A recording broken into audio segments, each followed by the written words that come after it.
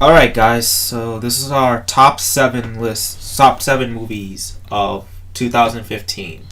Normally, there's a lot of top 10 lists out there, but unfortunately, we didn't get to watch so many movies this year, so we thought we'd do a top 7 instead of a top 10. We had less terrific movies to choose from, as you can say. And some movies that I didn't see would be Inside Out, Southpaw, Creed, and Straight Outta Compton. So I can't even judge them. Yeah, Straight Outta Compton, The Big Short. When Marnie was there. Yeah, I've missed a few too. And you know what? Fuck it. Everyone does top 10s. Yeah, do top 7. yeah. This is just a bit of fun. It's not too serious. Don't get mad. Yeah, it's very opinion based. Yeah, leave comments if you guys have your top 10s. I want to know a few. Yeah. And here's your... Yeah, so we want to start off with some honorable mentions. Okay, so honorable mentions for me would be Creed, Dope, Ex Machina, Beasts of No Nation, and Ant-Man. So here are mine. I'll just list them out. It's The Martian, Kingsman, Star Wars, and Ex Machina.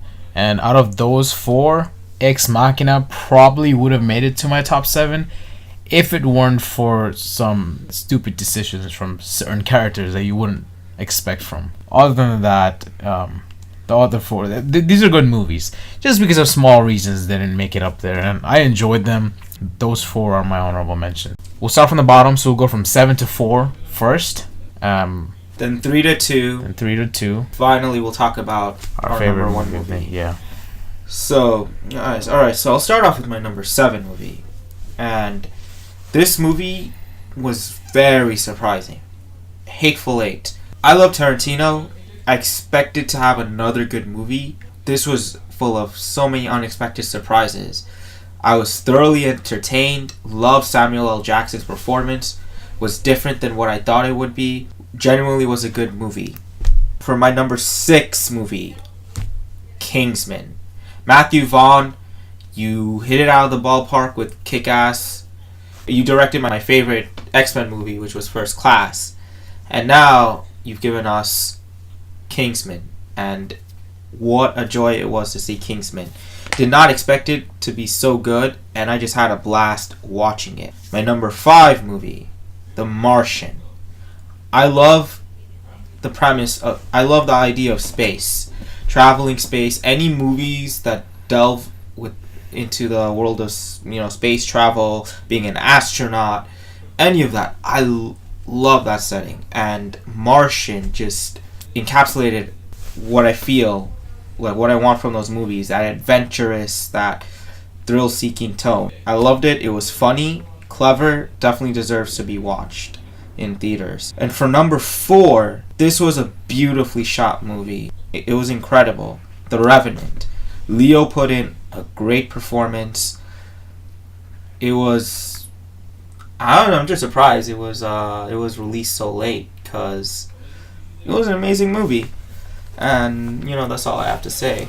Alright, so those are his 7 through 4, and I'll start with my number 7. And my number 7 is The Hateful Eight, the same as yours.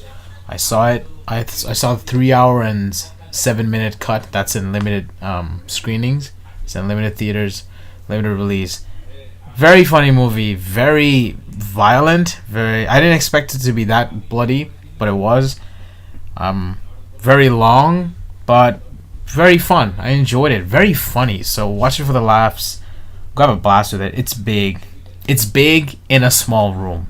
So it's interesting. You see the 70mm film that was used for this movie. Very fun to watch. And after that, number 6, I have The Walk. It came out, I think, in this. I don't even remember when I saw it. It came out during summer, I think. Well, after the summer. Joseph Gordon's in it.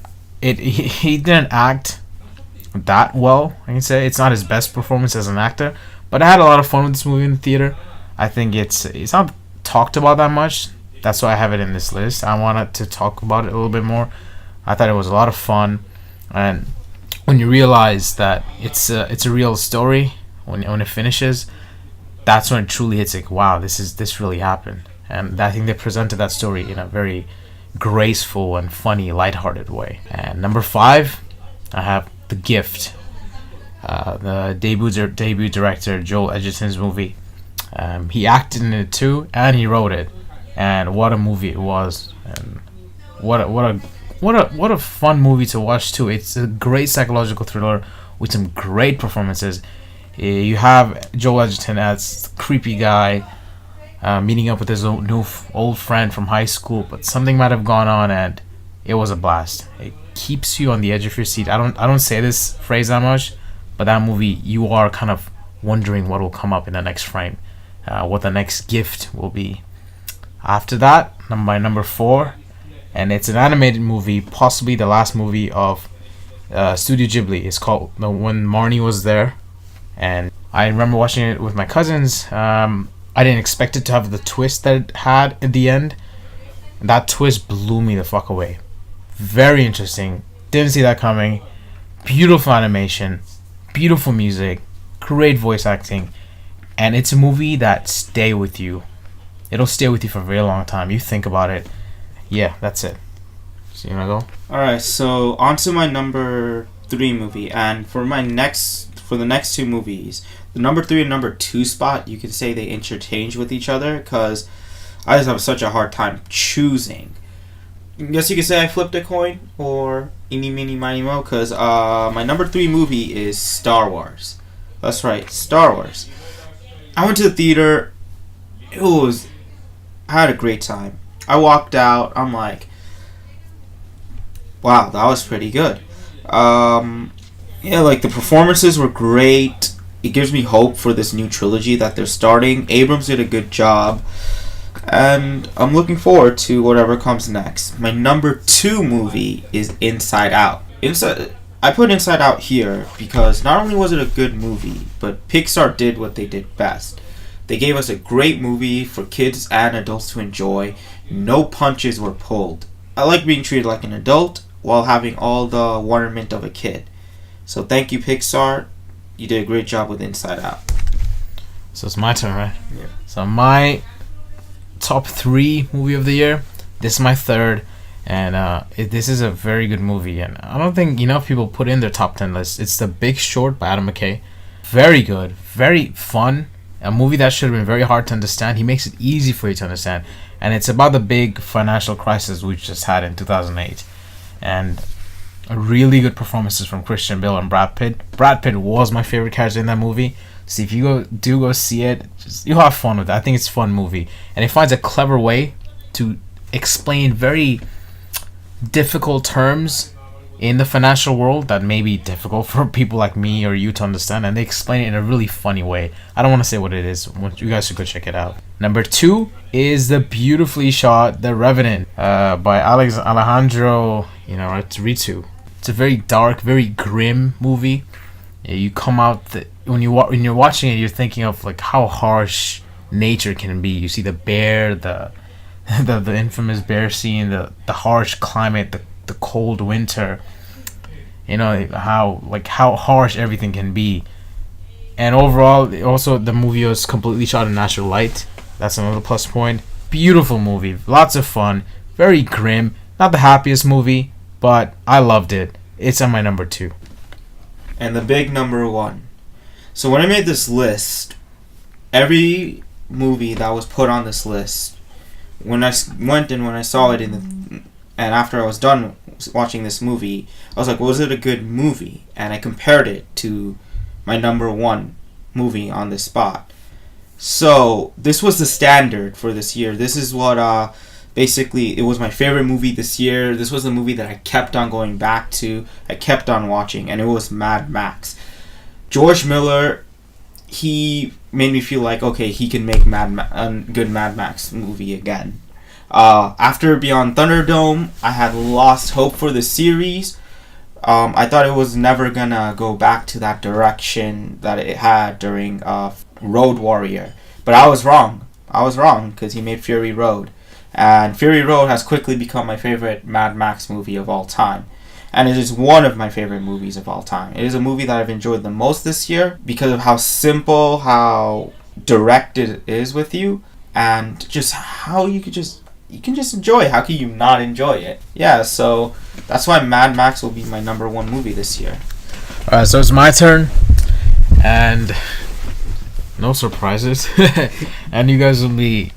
This is not a new movie. My number one is also Mad Max: The Fury Road, and the reasons are already explained by him, so I'm not gonna get into it much. But what stood out to me that's different from you was the whole craziness of it. Oh yeah, It was fucking insane, and I love some insanity sometimes. This whole year, I didn't really enjoy this year for movies as much, honestly. So nothing really surprised you. nothing did. Ex Machina could have. It was going there. I mean, but then it eventually it did what I expected it to. Yeah, the flaming guitar. Flaming guitar. And one other thing, like every movie I've come out of this year, it was like good. None of them I was like, damn. This was the only movie, guys, this year that I came out of the theater going, holy shit, that was something, wasn't it? Like Yeah. And you just sitting there thinking, wow, that was fun. That was pretty cool. I haven't seen that ever. Honestly, ever. Have we seen a movie like that ever? Yeah, because I walked away. I'm like, damn. All right, this was something. This was definitely something. This wasn't like, my only regret is not seeing it in theaters the second time. Oh. I watched it later on in home video and stuff, but in theater, I wish I've seen it a few more times. I'm gonna go see Star Wars again because I don't want to regret seeing that only once. I want to see that a few times. Mad Max definitely I have regrets watching only once. But that's it, guys. That was our list. If you disagree with few for things, I mean it's a personal list. You can disagree. Leave a comment. Let us know what you think. Yeah. Give us your top 10. Yeah, let us know what we missed, what should have been there. Yeah. There are plenty of movies we didn't see, sadly. Yeah. So Sicario is another one. Sicario. We didn't see Sicario. So let us know what you think should be the top 7, top 10, top 15, even top 25. Whatever you feel like putting there. Oh, and also one thing, guys. Are there any hidden gems out that, like movies that came out this year that nobody talks about, but you guys saw it and you loved it? Let us know. I love movies like that. Because if you guys do give us enough, we will make a hidden gems video. We want to, yeah. Also, we're pretty new at this, and we're trying to keep this video short. So let us know any suggestion, tips, whatever. All right. Thank you, guys. Thank you. Take care. We're Bye-bye. signing off.